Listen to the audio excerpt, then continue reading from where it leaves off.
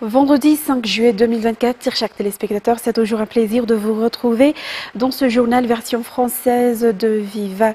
Bonsoir à tous et à tous. Dans les informations de ce jour, 70% des décharges de la capitale ont été nettoyées au cours des 6 premiers mois de 2024, a déclaré aujourd'hui le directeur général de la Société municipale d'assainissement ou SMA, le colonel Razafi Mana Katine.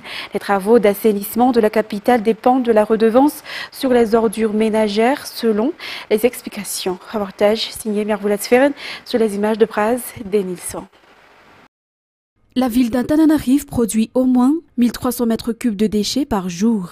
Les camions bennes effectuent au total 150 voyages pour transporter ces déchets vers Anjalanch et consomment 2500 à 3000 litres de carburant par jour.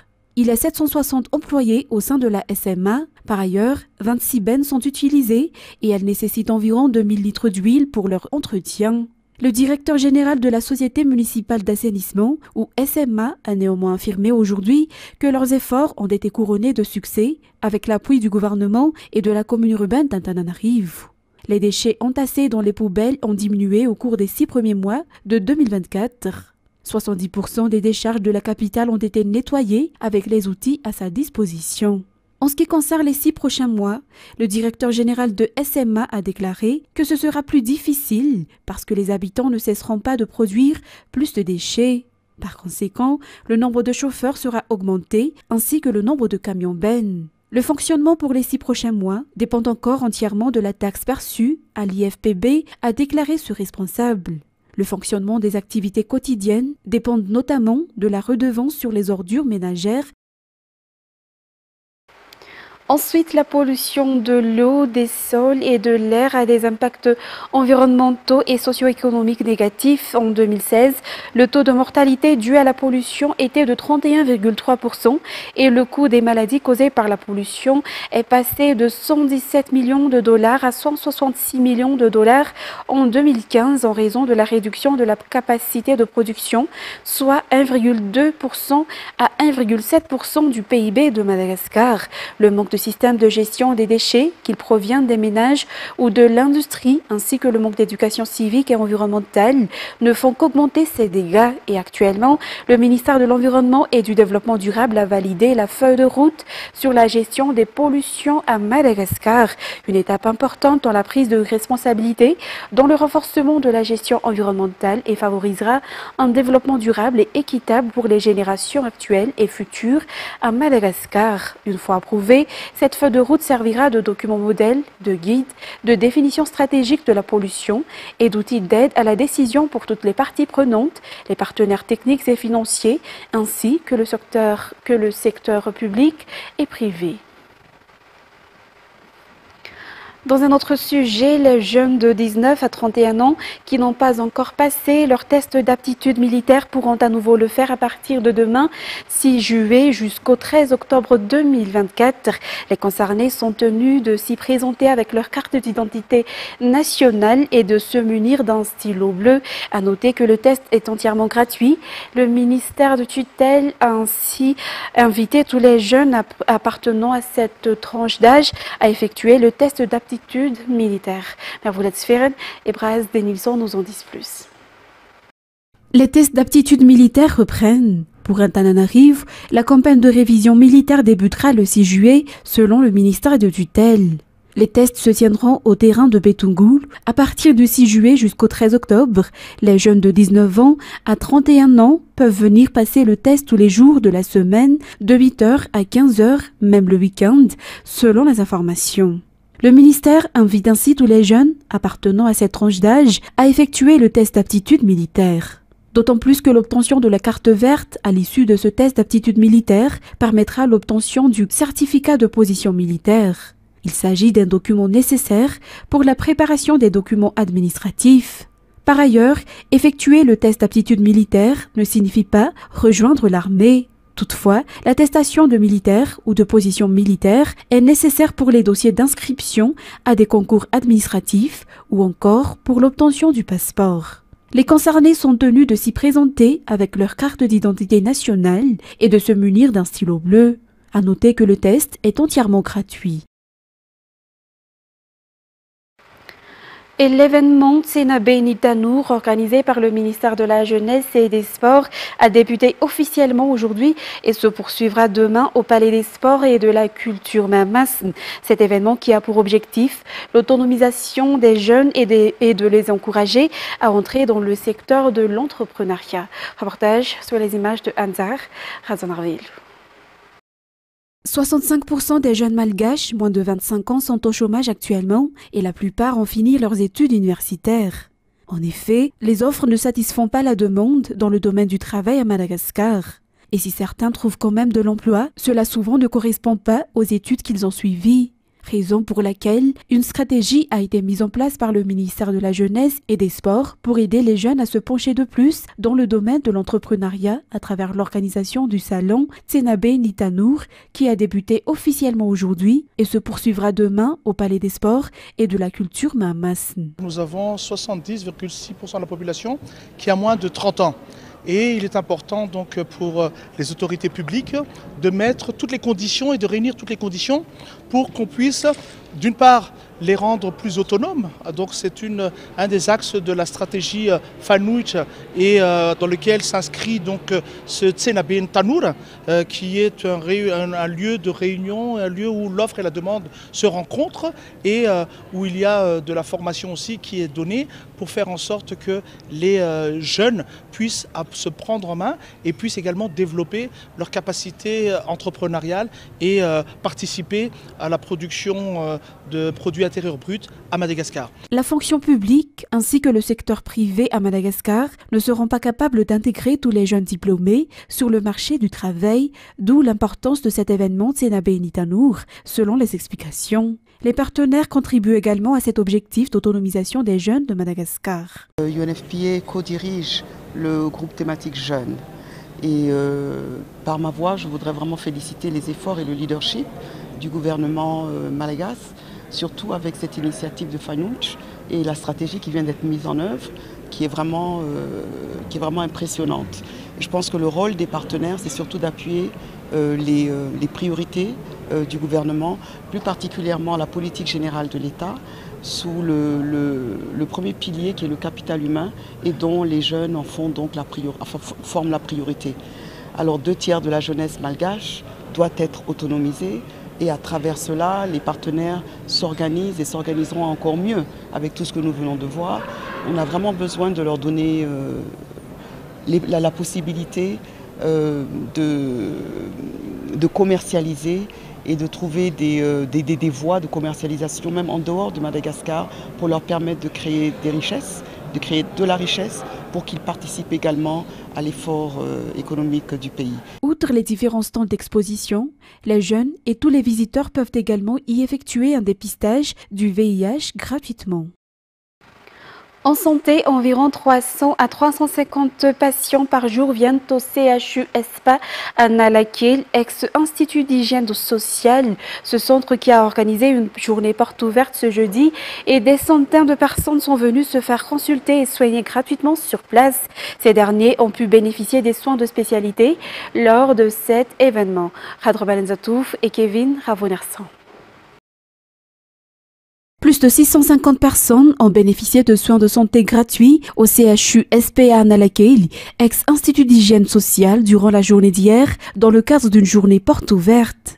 En collaboration avec divers partenaires et fondations, tout un chacun a pu bénéficier entre autres de planification familiale, de consultations ophtalmologiques, de dépistage et prise en charge du diabète, de dépistage et prise en charge de la syphilis et du VIH, de dépistage et prise en charge du cancer de col de l'utérus et du sein, ainsi que des consultations externes telles que l'allergologie, la pneumologie, la dermatologie et la pédiatrie. L'objectif étant de garantir l'accès à des soins de qualité pour les personnes les plus vulnérables, notamment les personnes âgées, tout en les sensibilisant sur les offres de soins disponibles et les comportements sains à adopter. Cette initiative s'inscrit dans le cadre de la mise en œuvre des 3 piliers de l'État, dont le développement humain et la priorisation des aspects sociaux selon les informations. Le CHU SPA à Nalakil organise une journée porte ouverte comme celle-ci 2 fois par an. Continuons dans la partie nord de Madagascar, la réhabilitation de la route Joffreville et la RN6 avance comme il se doit actuellement à travers le projet PIC. La réhabilitation de cette route permettra de résoudre les problèmes de la population et contribuera également à la promotion du secteur du tourisme. Reportage de Merveille Sféran. L'augmentation du nombre de touristes à Madagascar figure au sein de la politique gouvernementale. L'une des stratégies mises en place pour atteindre cet objectif et qui est également une priorité pour le gouvernement actuel est la réhabilitation de la route reliant Joffreville et la RN6, longue de 23 km. Cette route a été réhabilitée pour la dernière fois à l'époque de la Première République. Ainsi, la population locale a remercié particulièrement le président de la République et le Premier ministre pour cette réhabilitation qui améliorera en grande partie leur quotidien. Le projet PIC prendra en charge la réalisation de tous les travaux qui devraient être achevés d'ici 2025. La réhabilitation de la route est divisée en 6 parties selon l'ingénieur et il a été spécifiquement choisi de la démarrer à l'entrée du parc national de la montagne d'Ambre. Par ailleurs, la municipalité rurale de Joffreville a également bénéficié de l'électricité. En ce qui concerne maintenant les actualités internationales, destination Iran, les bureaux de vote ont ouvert vendredi dans ce pays pour le second tour de l'élection présidentielle opposant le candidat réformiste à l'ultra-conservateur dans la course à la succession d'Ebrahim Raïssi, mort en mai dans un accident d'hélicoptère, a annoncé le ministère de l'Intérieur. Reportage sur les images de France 24. Avant même l'ouverture, il y avait déjà la queue devant ce bureau de vote de Téhéran. Au premier tour, le taux de participation officielle était inférieur à 40%, son niveau le plus bas en 45 ans de République islamique. À 8h pile, le guide suprême Ali Khamenei, qui détient le véritable pouvoir, a déposé son bulletin dans l'urne, encourageant les Iraniens à aller voter. J'ai entendu que les gens sont plus enthousiastes et intéressés qu'avant. Dieu soit loué. S'il en est ainsi, ce sera gratifiant. Que les gens puissent aller voter et choisir le meilleur.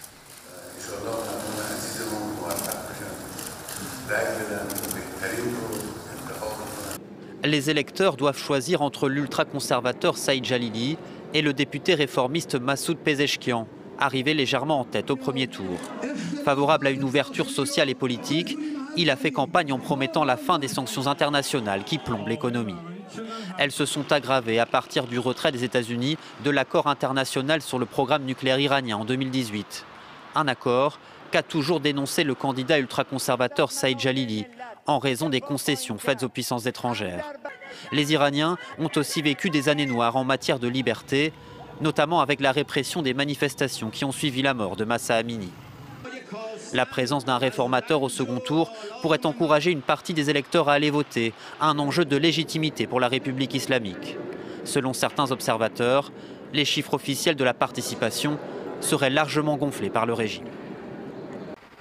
Ensuite, l'ouragan Beryl, qui a fait 7 morts lors de son passage dans les Caraïbes et au Venezuela, a touché terre vendredi matin au Mexique, près de Tulum, a indiqué le Centre national des ouragans de Miami aux États-Unis. Premier ouragan de la saison dans l'Atlantique qui s'étend de début juin à fin novembre. Beryl est exceptionnellement puissant et précoce. France 24. Kingston, la capitale de la Jamaïque. Des pluies diluviennes et des rafales de vent de 215 km/h balayaient l'île ce mercredi. L'ouragan Beryl poursuit sa course après avoir fait plusieurs morts et causé des destructions considérables dans la région. Dans une vidéo publiée sur les réseaux sociaux, le Premier ministre jamaïcain a demandé à la population de se mettre à l'abri et a déclaré l'état d'urgence. Un couvre-feu est instauré sur l'ensemble de l'île, entre 6h et 18h. Cette mesure vise à assurer la sécurité de tous pendant le passage de la tempête. Dans les Grenadines, il ne reste plus grand-chose de cette île après le passage de Beryl. 90% des habitations ont été détruites. L'ouragan a aussi été meurtrier ici à Saint-Vincent. Il n'y a plus d'électricité et les routes sont impraticables. La tempête a également touché le Venezuela. Dans l'état de Sucre, au nord, des pluies intenses ont fait déborder une rivière et provoqué des inondations. 5 personnes sont portées disparues. La rivière nous a surpris. Ici, tout le monde a tout perdu. De nombreuses maisons se sont effondrées, beaucoup d'enfants ont été blessés. Les gens n'ont plus d'eau et pour le moment, nous n'avons plus d'électricité. Dans sa course folle, Beryl devrait frôler les îles Caïmans jeudi, avant de se diriger vers la péninsule du Yucatan au Mexique. Les autorités ont déjà déployé des centaines de militaires pour tenter de limiter les dégâts. L'ouragan Beryl marque un début inhabituellement précoce de la saison des ouragans, qui ne devait commencer qu'en septembre. Actualité sportive, 8 ans après la finale perdue à domicile, l'équipe de France retrouve le Portugal de Cristiano Ronaldo en quart de finale de l'Euro 2024 et va tenter de frapper enfin un grand coup après un début de tournoi terriblement décevant vendredi à Hambourg à 21 h Paris, heure de Paris. France 24. Un long trajet en bus pour venir encourager les Bleus. Parti de Paris à 21 h hier soir, ses supporters arrivent ce matin à Hambourg, motivés comme jamais. Les Français, un peu mal au dos, mais on va s'étirer un peu et puis après on va se faire une petite balade et puis après le match quoi. J'ai dormi 3-4 heures, mais on est là et ce soir on va gagner. Il y a toujours une bonne ambiance. On parle football, on parle euro, on parle la pluie et le beau temps et on s'amuse. La nuit a été courte car tous ont fait la fête. Et même une chenille improvisée au milieu de la nuit. Ce soir en quart de finale contre le Portugal, ces Franciliens promettent de donner encore de la voix. On est là pour apporter du soutien et la force à nos Bleus. Donc on fait ce qu'il faut faire pour soutenir les Bleus. Et nous on veut la qualifier. On veut les donner. Pour ça. Et on est venu pour leur donner la force là. Voilà, moi c'est la première fois que je viens. Franchement, ils ont intérêt à gagner. Voilà. Sur cette terrasse, ses amis originaires des 4 coins du pays viennent de se retrouver. Certains d'entre eux ont déjà vu plusieurs matchs de l'Euro. Ils ne craignent pas le Portugal de Cristiano Ronaldo. Je pense qu'on est quand même favori. Voilà, je pense qu'on n'est pas très bon depuis le début, mais on a quand même une équipe qui est très en place. Ça va le faire contre le Portugal. C'est une grosse équipe, mais derrière, je pense que si on retrouve du Griezmann et du Mbappé qui va vite, je pense qu'on peut passer. Plus de 8000 Français sont attendus dans la journée à Hambourg. Tous derrière Kylian Mbappé et ses coéquipiers pour une place en demi-finale. Et c'est avec ce reportage que nous terminons cette édition d'aujourd'hui. Nous vous remercions de l'avoir suivi jusqu'à son terme et nous vous souhaitons également de passer un très bon week-end. Excellente soirée en notre compagnie. Au revoir à tous.